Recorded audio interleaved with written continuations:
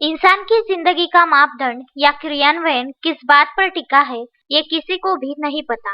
बावजूद इसके जीवन निरंतर चलता रहता है।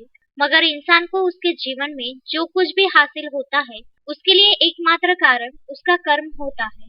मगर कभी-कभी किसी दूसरे के कर्मों के भोग किसी दूसरे को भी भोगने पड़ते हैं। ऐसे भी कई उदाहरण देखने को मिलते हैं। कर्म की वास्तविकता का भी ध्यान कर पाना इंसान के बस की बात नहीं, पर एक बात अटल सत्य है कि कहीं न कहीं इंसान का जीवन उसके कर्म का ही परिणाम होता है। आज हम आपको एक ऐसी ही कर्म गाथा का किस्सा सुना रहे हैं, जो दूसरे किसी द्वारा किए गए कर्म की सजा सालों से भुगत रहा है, जिसे अचलपुर का राजकुमार या अचलपुर में राजकुमार कहा जाता है। कहने को तो राजकुमार पागल है, मगर अक्खा शहर उसे राजकुमार कहकर बेशुमार इज्जत जरूर देता है। राजकुमार की कहानी में कितना दम है, यह हम दावे के साथ तो नहीं कह सकते, मगर उसके आस पड़ोस और जान पहचान वालों द्वारा बताई गई बातें राजकुमार की जिंदगी का आधार है। दरअसल काफी समय पूर्व अचलपुर के देवड़ी परिसर में स्थित एक सरकारी स्कूल हुआ करती थी। उस स्कूल में ज्यादा समय गधों का विचरण होने से उसका नाम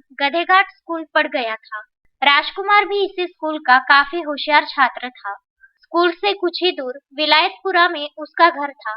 राजकुमार को अपने छात्र जीवन से लेकर पागल होने के कई सालों बाद भी अंग्रेजी से बेपनाह मोहब्बत थी और है। तभी तो राजकुमार अपने छात्र जीवन से लेकर आज तक फर्राटे से अंग्रेजी बोलता है। राजकुमार बमुश्किल चौथी पांचवी का ही छात्र रहा होगा, जब उसे उसी स्कूल में एक दिन अचानक चक्कर आकर उसकी तबीयत बिगड़ गई। उसके बाद राजकुमार का जीवन पूरी तरह से बदल गया।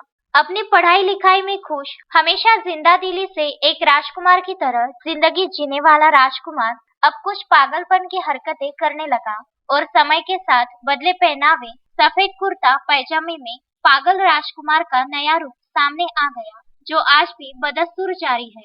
बताया जाता है कि राजकुमार के पिता के हाथों नाग पंचमी के दिन किसी सर्प की मृत्यु हो गई थी। इस घटना के 3-4 दिन बाद राजकुमार के साथ स्कूल में तबीयत खराब होने वाला किस्सा हुआ था। आज भी राजकुमार पूरे शहर भर में पागलों की तरह जरूर घूमता फिरता है, मगर उम्र की 70वीं दहलीज पार बिना चश्मे से अखबार पढ़ने का शौकीन है।